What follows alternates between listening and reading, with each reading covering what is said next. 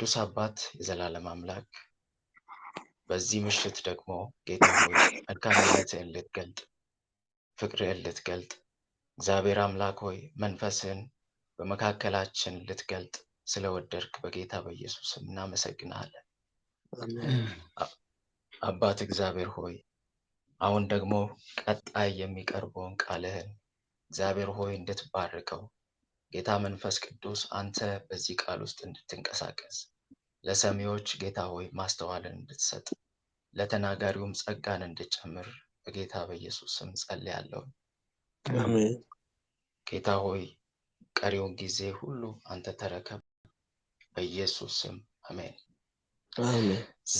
ዛሬ እንግዲህ የምናወራው ወደ ቤዚክሱ ነው የምንመጣው እና የስብከቴ ርዕስ ፊተኛይቱ ትእዛዝ ይላል። ፊተኛይቱ ትእዛዝ እና መነሻ ጥቅስ የማርቆስ ወንጌል ምዕራፍ 12 ላይ ከ28 እስከ 33 ያለው ክፍል ነው። በጌታ በኢየሱስ ስም አነበዋለሁ። ከጻፎችም አንዱ ቀርቦ ሲከራከሩ ሰማና መልካም አድርጎ እንደመለሰላቸው አስተውሎ ከሁሉ ፊተኛይቱ ትእዛዝ ማናችቱ ናት ብሎ ጠየቀው። ኢየሱስም መልሶ እንዲህ አለ፣ ከትእዛዛቱ ሁሉ ፊተኛይቱ እስራኤል ሆይ ስማ፣ ጌታ አምላካችን አንድ ጌታ ነው። አንተም በፍጹም ልብህ፣ በፍጹም ነፍስህ፣ በፍጹም ሐሳብህ፣ በፍጹም ኃይልህ ጌታ አምላክህን ውደድ የምትል ናት። ፊተኛይቱ ትእዛዝ ይህች ናት። ሁለተኛይቱም ባልንጀራህን እንደ ራስህ ውደድ የምትል እርሷን የምትመስል ይህች ናት። ከነዚህ የምትበልጥ ሌላ ትእዛዝ የለችም አለ።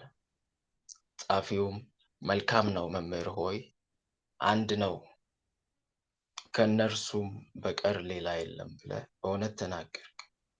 በፍጹም ልብ፣ በፍጹም አእምሮም፣ በፍጹም ነፍስም፣ በፍጹም ኃይልም እርሱን መውደድ ባልንጀራህንም እንደ ራስ መውደድ በሙሉ ከሚቃጠል መስዋዕትና ከሌላ መስዋዕት ሁሉ የሚበልጥ ነው አለ።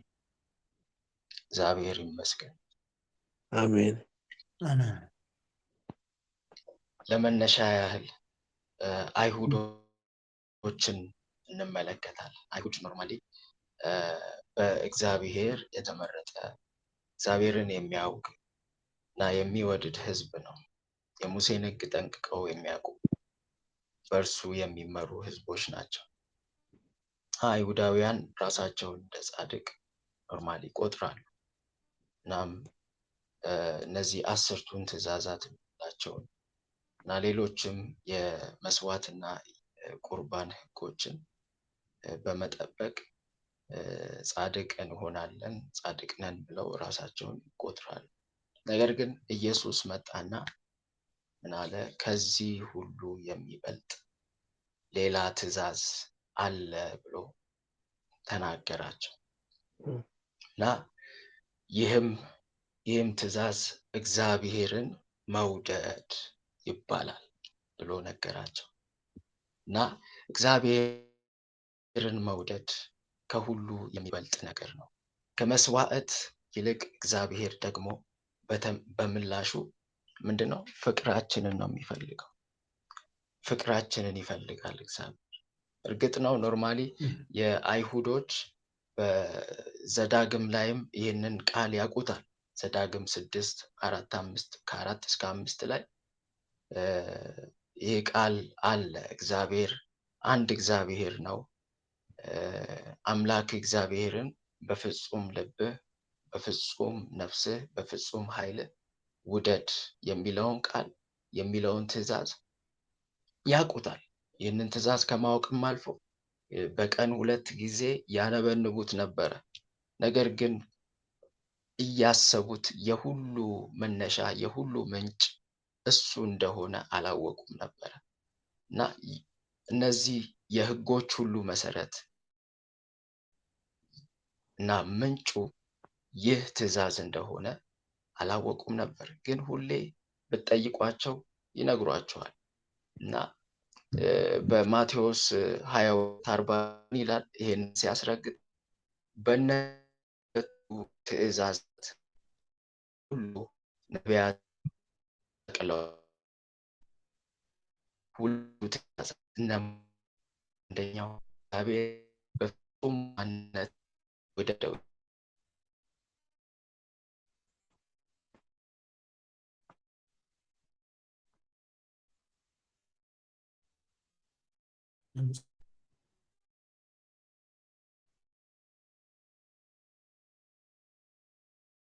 ተቋርጠ መሐመድ ይህንን ትእዛዝ በየጊዜው ያነበንቡት ነበረ፣ ያውቁት ጠንቅቀው ያውቁት ነበር። ግን የሁሉ ሕጎች መሰረት እና ምንጭ መሆኑን አላሰቡትም ነበር እና ይህንን የሚነግረን በማቴዎስ 22 ቁጥር 40 ላይ በእነዚህ በሁለቱ ትእዛዛት ሕጉም ሁሉ ነቢያትም ተሰቅለዋል ይላል እና እነዚህ ሁለቱ ትእዛዛት እነማን ናቸው? እግዚአብሔርን በፍጹም ማንነታችን በሁለንተናችን መውደድ እንዳለብን እና የሁለተኛው ደግሞ ባልንጀራ እንደ ራስ ውደድ የምትለዋ እነዚህ ሁለቱ ትእዛዛቶች ላይ እነዚህ ሕጎችና ነቢያቶች ተሰቅለዋል ይላል እና የሁሉ ምንጭና መሰረት መሆኑን ያሳየናል ማለት ነው እና ይህንን ካልን ወደ ሁለተኛው ፓርት እንመጣለን። እግዚአብሔር እኛን ምን ያህል ይወደናል ወይንም ወዶናል የሚለውን እናያለን። እግዚአብሔር እኛን የሰው ልጆችን አንድያ ልጁን እስኪሰጥ ድረስ ወዶናል። ይህንን ያው ሁላችንም የምናውቀው ነው። ዮሐንስ ወንጌል ምዕራፍ 3 ቁጥር 16 ላይ የሚገኝ ቃል አለ። በእርሱ የሚያምን ሁሉ የዘላለም ሕይወት እንዲኖረው እንጂ እንዳይጠፋ እግዚአብሔር አንድያ ልጁን እስኪሰጥ ድረስ ዓለምን እንዲሁ ወዷልና ይላል። እንዲሁ ነው። እንዲሁ የኮንዲሽናል የሆነ ላቭ አይደለም። እግዚአብሔር እኛን የወደደበት መውደድ እንዲሁ ነው። እንደዚህ ብታደርግልኝ እንዲህ ያደርግልሃለሁ፣ እንዲህና እንዲህ ብትሆን እወድሃለሁ ብሎ አይደለም። እንዲሁ በልጁ በኩል ወደደ፣ ልጁን እስከ መስጠት ድረስ አንድያ ልጁን በአይነት አንድ የሆነ ልጅ ማን ይሄንን ፍቅር ሊሰጥ ይችላል? እና ይህ ነው። በዚህ ልክ ነው እግዚአብሔር የወደደን ማለት ነው። እኛስ ግን ኢንሪተርን ምንድን ነው ለሱ የምናደርግለት? እያደረግን ያለነው ነገር ምንድን ነው? እርሱን በምን ያህል ፍቅር ነው የምንወደው? እኛስ እግዚአብሔርን ምን ያህል እንወደዋለን ብለን ራሳችንን እንጠይቅ ዛሬ። እሱ ይሄን ያህል ወደደን። እርሱ አንድያ ልጁን እስከ መስጠት ድረስ ወደደን። ኢንሪተርን ግን እኛ ምን ያህል እግዚአብሔርን እንወደዋለን ብለን ራሳችንን እንፈትሽ። በአንደኛ ዮሐንስ ምዕራፍ 4 ቁጥር 19 ላይ ምን ይላል? እርሱ አስቀድሞ ወዶናልና እኛ እንወደዋለን ይላል። እግዚአብሔር አስቀድሞ ወዶናል። አንድያ ልጁን እስኪሰጠን ድረስ አስቀድሞ ወዶናል። ስለዚህ ይሄ የኛ መውደድ የሚመጣው መጀመሪያ ግራውንዳችንን ማስተካከል አለብን። ኦሬዲ የተወደድነን በክርስቶስ ኢየሱስ የተወደድነን እግዚአብሔር ወዶናል ብለን ተነስተን ነው ከዛ እርሱን ለመውደድ የምንሄደው። ያለበለዚያ ይህንን ግራውንድ ካላስተካከልን ምን ይመጣል? መታገል ይመጣል። ትግል ነው የሚሆነው። ወደ ሕጎች ልንገባ እንችላለን። ወደ ስርዓት ማስፈጸም ልንሄድ እንችላለን። ጸጋው የሚደግፈን መጀመሪያ ተወደናል ብለን ራሳችንን ውስጣችንን ተቀብለን ከዚህ ተነስተን ነው እግዚአብሔርን ወደ መውደድ የምንሄደው ማለት ነው። ስለዚህ እግዚአብሔርን መውደድ ማለት ምን ማለት ነው? እግዚአብሔርን መውደድ ማለት ለእርሱ መታዘዝ ማለት ነው እና እግዚአብሔርን እወደዋለሁ ሲል አንድ ሰው በእርሱ ላይ በዛ ሰው ላይ መገለጥ ያለበት ፍሬ አለ። ያ ፍሬ ምን ይባላል? መታዘዝ ይባላል። ስለዚህ እግዚአብሔር ሰዎች አንተ ወይም አንቺ እግዚአብሔርን መውደድሽን የሚያውቁት መቼ ነው? ለእርሱ የታዘዘ ሕይወት ስታሳያቸው ነው። ስለዚህ እግዚአብሔርን መውደድ ማለት ለእርሱ መታዘዝ ማለት ነው። በዮሐንስ ወንጌል ምዕራፍ 14 ቁጥር 15 ላይ ብትወዱኝ ትእዛዜን ጠብቁ ይላል። ኢየሱስ ነው የተናገረው። ስለዚህ ትእዛዜን ጠብቁ ይላል ኢየሱስ። ይህንን ትእዛዝ ጠብቁ ማለት ያው የትኛው ትእዛዝ? የእግዚአብሔር ያኔ ከዘመናት በፊት ያስቀመጠው ትእዛዝ አለ። እርሱ ነው። የኢየሱስ ትእዛዝ የእግዚአብሔር ትእዛዝ ነው። ስለዚህ ብትወዱኝ ትእዛዜን ጠብቁ። እነዚህ ትእዛዞች እነማን ናቸው? የፊተኛይቱ ትእዛዝ አለ፣ ሁለተኛይቱ ትእዛዝ ብሎ ያስቀመጣቸዋሉ። የፊተኛይቱ ትእዛዝ ቅድም ስናወራ የነበረው እስራኤል ሆይ ስማ፣ ጌታ አምላካችን አንድ ጌታ ነው። አንተም በፍጹም ልብህ፣ በፍጹም ነፍስህ፣ በፍጹም ሐሳብህ፣ በፍጹምም ኃይልህ ጌታ አምላክህን ውደድ የምትል ናት። ሁለተኛይቱ ትእዛዝ ደግሞ ባልንጀራህን እንደ ራስህ ውደድ የምትል ናት። ስለዚህ ዛሬ ፊተኛይቱ ትእዛዝ እናያለን። ያው ሁለቱም አንድ ናቸው። ምን ይላታል? የባልንጀራ እንደ ራስህ ውደድ ይልና የመጀመሪያዊቱን የምትመስል ትእዛዝ ናት ብሎ ይጠቅሳታል። ለምን እዛ ውስጥ ትገባለች። ስለዚህ እነዚህ ፊተኛይቱ ትእዛዝ እና ሁለተኛይቱ ትእዛዝ ኖርማሊ 10ቱ ትእዛዛቶችን መርጅ አድርገው ይዘውታል። የመጀመሪያዎቹ ከ10ቱ ትእዛዛቶች ውስጥ የመጀመሪያዎቹ 4ቱ እግዚአብሔርን መውደድ የሚመለከቱ ናቸው። ሌሎቹ የቀሩት 6ቶቹ ደግሞ ሰውን ሁሉ መውደድ ወይም ባልንጀራ መውደድ በሚለው ውስጥ የሚካተቱ ናቸው እና ይህንን ይመስላል። ስለዚህ አሁን ወደ ፊተኛይቱ ትእዛዝ ስንመጣ ምን ማለት ነው? በፍጹም ልብ፣ በፍጹም ነፍስ፣ በፍጹም ሐሳብ፣ በፍጹም ኃይል አምላክን መውደድ ማለት ምን ማለት ነው? በተን አድርገን ለማየት እንሞክራለን። በፍጹም ልብ አምላካችንን መውደድ ማለት ምን ማለት ነው ብለን ስንመለከት እንደ ኤግዛምፕል ምን መጥቀስ እንችላለን? ሁለት ጥንዶችን ማየት እንችላለን። የባል ለሚስት፣ ሚስት ለባል ያለው ቅርርብ፣ መተሳሰብ፣ የልብ አብሮነት እሱን ማንሳት እንችላለን። ልብን ስናነሳ ይህንን እንደ ምሳሌ ማንሳት እንችላለን። ሶ ባል ለሚስት፣ ሚስት የማትፈልገውን ነገር፣ ሚስት የማትወደውን ነገር በተቻለ መጠን አያደርግም። ዴሊበሬትሊ እሷን ለመጉዳት ብሎ አያደርግም። ፕላስ የምትወደውን ደግሞ ምንድን ነው የምትወደው ብሎ ለይቶ ያንን ነገር ሁሌ ለማድረግ ይተጋል፣ አብረው ስለሚኖሩ ማለት ነው። ስለዚህ ይህንን የልብ መተሳሰብ ወደ እግዚአብሔር ስናመጣው እግዚአብሔር አምላክን እንዲሁ እንድንወደው ይፈልጋል። ገባችሁ? እሱ የሚፈልገው ምንድን ነው? እርሱ የሚወደው ምንድን ነው ብላችሁ ያንን ማድረግ፣ የሚጠላውስ ምንድን ነው ብላችሁ ያንን መጥላት ወይም ያንን ከህይወታችሁ ማስወገድ፣ ያንን አለማድረግ፣ እነዚህ ነገሮች እግዚአብሔርን በፍጹም ልብ መውደድ ያመለክታሉ። በዘዳግም 30 ላይ ዘዳግም 30 ከቁጥር 16 እስከ 18 ያለውን ስናይ ምን ይላል? በህይወትህም እንድትኖር እንድትባዛም ሌሎችም አማልክት አምላክ እግዚአብሔር ልትወርሳት በምትገባባት ምድር እንዲባርክህ አምላክህን እግዚአብሔርን ትወድድ ዘንድ በመንገዱም ትሄድ ዘንድ ትእዛዛቱንም ስርዓቱንም ፍርዱንም ትጠብቅ ዘንድ ዛሬ እኔ አዝሃለሁ። ልብህ ግን ቢስት ይለዋል።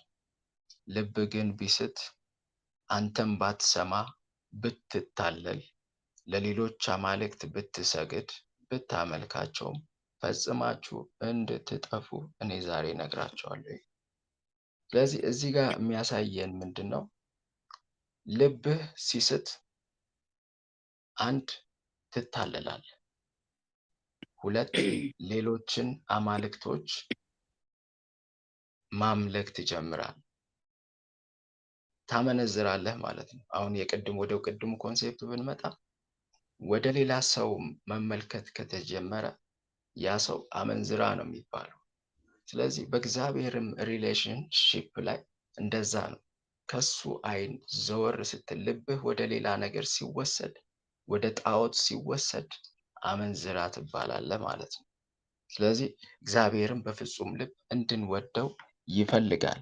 ሌላኛው እንደዚሁ ተመሳሳይ ሆኖ በኢሳይያስ 38:3 ላይ አቤቱ በፊት በእውነትና በፍጹም ልብ እንደሄድኩ ደስ የሚያሰኝህንም እንዳደረግኩ ታስብ ዘንድ እለምንሃለሁ አለ። ይህንን የተናገረው ሕዝቅያስ ነው። ትሞታለህ ከተባለ በኋላ ፊቱን ወደ ግድግዳ ዙሮ ይህንን ጸሎት ጸለየ። እግዚአብሔርም ሰማው እና ምን አለ እዚህ ጋር በፊትህ በእውነትና በፍርድ በእውነትና በፍጹም ልብ እንደሄድኩ ይላል፣ ደስ የሚያሰኝንም እንዳደረግኩ። ስለዚህ በፍጹም ልብ ከእግዚአብሔር ጋር ስትሄዱ ደስ የሚያሰኘውን ማድረግ ትጀምራላችሁ ማለት ነው። ይሄ ነው ፍሬው የሚታየው። በእርሱ መታዘዝ ትጀምራላችሁ። እርሱን መስማት፣ እርሱ የሚሆነውን እሱ ማድረግ ያለብንን የሚነግረንን ነገር ማድረግ ትጀምራላችሁ። ስለዚህ ያ ነው የሚያሳየው በፍጹም ልብ እግዚአብሔርን መውደድ፣ አምላክን መውደድ ማለት ይህ ነው። በፍጹም ነፍስ ጋር ስንመጣ በፍጹም ነፍስ አምላክን መውደድ የምንለው ነፍስ ኖርማሊ ሶስት ነገሮች በውስጡ የያዘች ነች። ሀሳብ አለ፣ ፈቃድ አለ፣ ስሜት አለ። ስለዚህ በፍጹም ነፍስ ስትል የእግዚአብሔር ፈቃድ ያንተ ፈቃድ ሲሆን ማለት ነው። የእግዚአብሔርን ፈቃድ ማድረግ ስትጀምር፣ በህይወት የእግዚአብሔርን ፈቃድ ስትፈጽም ያ በፍጹም ነፍስ አምላክህን እንደወደድክ ያሳያል ማለት ነው። እና ይሄ እንደ ደጋፊ ጥቅስ ዘዳግም 28 ላይ ነፍስህም ታመነታለች ይላል። ሌሊትና ቀንም ትፈራለህ፣ በህይወትም አትታመንም። አንተ ስለፈራ ስለ ልብህ ፍርሃት በዓይንህም ስለምታየው አስተያየት ማለዳ መቼ ይመሻል ትላለህ፣ ማታም መቼ ይነጋል ትላለህ። ስለዚህ እዚህ ጋር ሊጠቅስ የፈለገው ምንድን ነው? ነፍስ ስታመነታ ፍርሃት ይመጣል። ጊዜ ነፍስ ስታመነታ ፍርሃት ይመጣል። ስለዚህ በፍጹም ነፍስ ግን ስትታመን ምን ይመጣል? ድፍረት ይመጣል ማለት ነው። ዘ ሪቨርስ ነው አሁን እዚህ ጋር ለማሳየት የፈለጉት።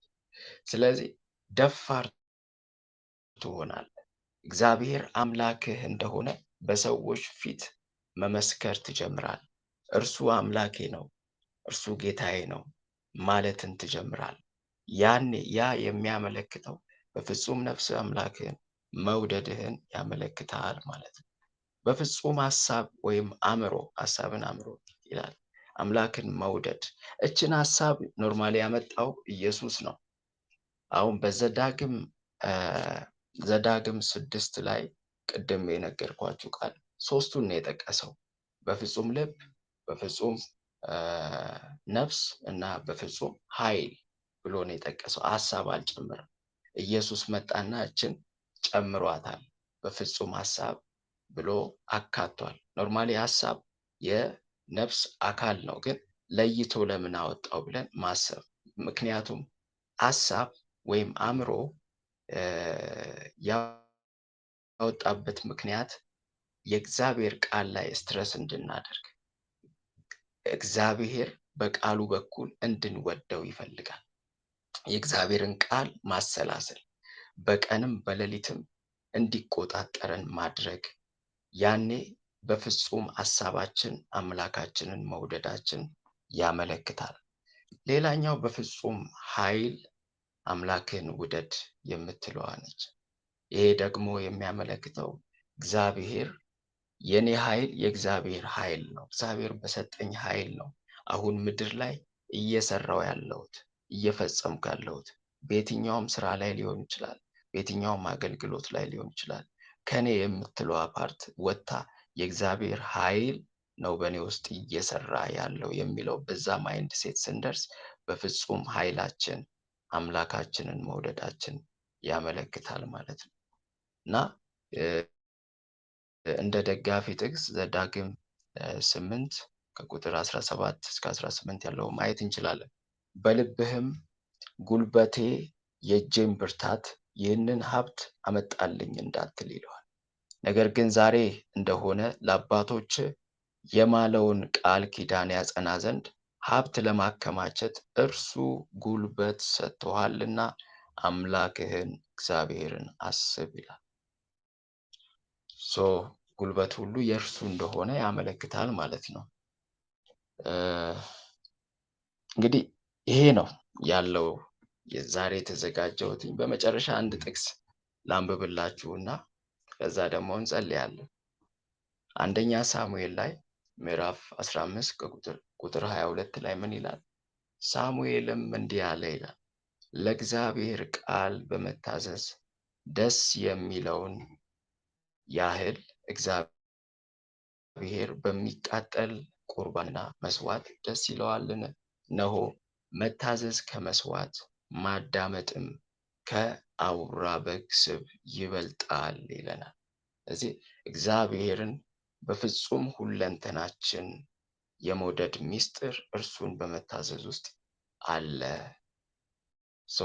ስለዚህ ወገኖቼ እግዚአብሔርን መታዘዝ ይሁንልን። ጸጋው ይርዳን። እግዚአብሔር ይባርካችሁ። እግዚአብሔር ይባርካችሁ።